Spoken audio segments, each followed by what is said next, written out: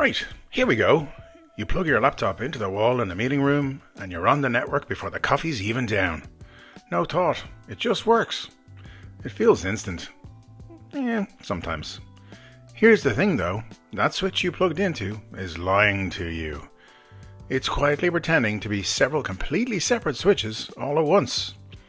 The laptop on the desk beside you can be plugged into the very same box and sitting on a totally different one of them. Can't reach you, can't even see you. And that's not a fault, that's the whole point.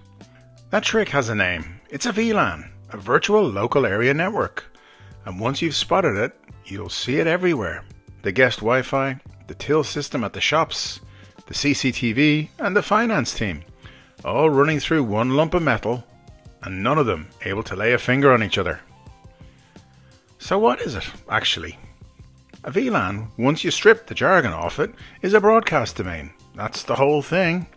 A boundary that says, a shout in here stays in here. And the mental model that makes the entire topic click. Two VLANs on one traditional switch behave like two completely separate switches that just happen to share the same lump of metal. That's not a loose analogy. It's genuinely how a traditional switch or a bridge behaves. A frame that arrives in VLAN 10 will never come out of a VLAN 20 port. There is no internal door between them. None.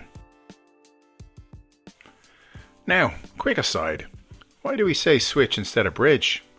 Legend goes, back in the late 1980s and the early 90s, a company called Kalpana marketed a multi-port bridge, the Ether switch. Cisco later acquired them in the mid-90s. I always heard the story as Cisco just wanted to sell more boxes. But there you go, legends. They're partly true. Anyway, where were we? Why a broadcast domain though? Because the fundamental thing a machine does on a network is shout to everyone at once when it needs to find something. That's how they locate each other. And a VLAN is the wall that shout runs into. A broadcast, let off in VLAN 10, races around every machine in VLAN 10, and it reaches the VLAN boundary, and it stops. Dead. VLAN 20, sitting there in the same switch, never hears a whisper of it. That containment isn't the side effect. That is the VLAN. And why would you bother chopping one switch up like this? 3 reasons, really. 1. You keep the shouting contained, so one chatty device isn't nagging the whole building. That could be a faulty device that just won't stop talking. 2. Security, to an extent. The machines in the finance VLAN literally cannot hear the machines in the guest VLAN, so somebody breaking in on the guest Wi-Fi doesn't get a free look at your payroll. Low-tech security for sure, but it's a barrier nonetheless. 3. You get to organize the place by what things are. Phones are here, cameras are there, servers over here, instead of by whatever the cable happened to run to. Segmentation, that's the job. So how does the switch actually pull this off? Simply, almost boringly so. Every port gets assigned to a VLAN, or more sometimes, but more on that in a quick sec. This port is in VLAN 10, that one's in VLAN 20, this one's in VLAN whatever. A machine plugged into a 10 port is in VLAN 10, full stop. It'll never choose it, it doesn't even know. That's what we call an access port. It belongs to exactly one VLAN, and everything arriving on it is treated as that VLAN. One port, one VLAN. It's grand for one switch, but you don't have one switch. You've got dozens all over the building, and VLAN 10 needs to exist on all of them. So how does a frame stay in VLAN 10 as it crosses a cable from one switch to the next? That cable is a trunk, borrowed from old telco lingo. A trunk is a single link, or sometimes bundle links, that carries loads of VLANs at once, usually the link between switches. But, and this is the important bit, it does not pour them all into one bucket.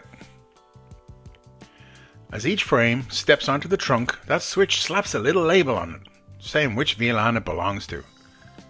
A frame from VLAN 10 gets a 10 tag. A frame from VLAN 20 gets a 20 tag. The switch at the far end reads that tag, peels it off, and drops the frame back into its own VLAN, and only its own. So a trunk carries both and merges neither. It's not a shared room. It's a corridor with the doors labelled. That label comes from 802.1q, the standard for VLAN tagging, 4 bytes shoved into a frame, and the part that matters is the 12 bits set aside for the VLAN number. 12 bits gives you 4096, 4094 usable VLANs. Hold on to that number because it comes back to bite us. One quirk worth knowing. One VLAN on the trunk usually travels untagged, and we call that the native VLAN. Sometimes it's for older gear that doesn't speak tags. Most of the time, it's carrying control traffic. It's the exception that quietly confuses people for years, and it often carries some of the most important traffic there is. Now, a bit of design that trips beginners up. Each VLAN should be in its own subnet, its own little address range. A host in VLAN 10 is 192.168.10. something, and a host in VLAN 20 might be 192.168.20. something. Different VLANs get different address ranges on purpose, because each VLAN really is its own separate network. Now, another quick aside. The .10, the .20, you don't have to use those. It's just nice and convenient. So the rule that falls straight out of everything so far: one subnet, one VLAN, one broadcast domain. Those three line up, 1 to 1, or you're in for a bad afternoon. A VLAN is a network, so treat it like one. Which raises the obvious problem. If VLAN 10 and VLAN 20 are walled off from each other, and they are because that's the entire point, how does anything get from one to the other? Because sometimes it has to. Your PC in the staff VLAN genuinely does need to reach the server VLAN. And the answer is, they can't do it themselves. You have to route between them. The moment you route, the machine stops trying to reach the far end directly. It hands the frame to its gateway and says, "Different network, not my problem. You sort it out." And the gateway is the one device allowed to have a leg in both VLANs. Usually a router or a layer 3 switch, doing the same job. It's the only thing with the door between the two rooms. Everything crossing from VLAN 10 to VLAN 20 walks through it, which handily is exactly where you might set your firewall rules and decide what access is actually allowed. But that's a different video. Right, that number I told you to hold on to, 4094 VLANs. It sounds like an ocean, and for one company in one building, it probably is. But say you're a cloud or a service provider, and every customer needs its own isolated network. 4,000 customers and you've hit the wall. Or you want the same VLAN alive in 2 data centers in 2 different cities, and now you're dragging it hop by hop across every switch in between. Which is exactly the fragile nonsense VLANs were meant to spare you. So somebody built a bigger version, VXLAN, and that trick is lovely. Instead of tagging the frame, it wraps the whole Ethernet frame up in a UDP packet or datagram and posts it across a normal routed network like any other, the internet, or private MPLS service you get from your service provider. MAC in UDP. Your layer 2 frame goes in an envelope and gets couriered over layer 3. 2 things fall out of that. The ID goes from 12 bits to 24, so instead of around 4,000, you're getting about 16 million segments. And because it's just writing over routing, the same network can live in 2 cities or 2,000, and nobody needs trunking hop by hop. It's not free mind. Wrapping every frame in an envelope adds around 50 bytes of overhead, so you gotta bump your MTU up or things fragment and get miserable.